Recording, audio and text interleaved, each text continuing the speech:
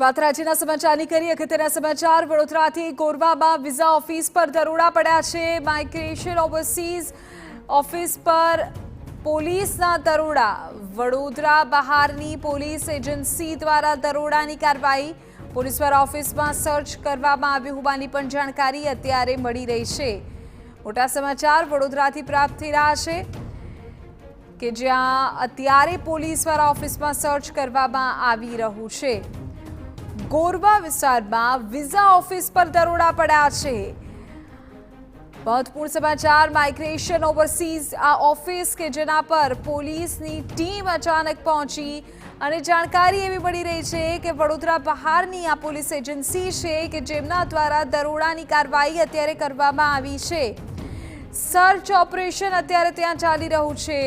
જોવાનું રહેશે કે ત્યાં પોલીસની તપાસમાં શું સામે આવે છે.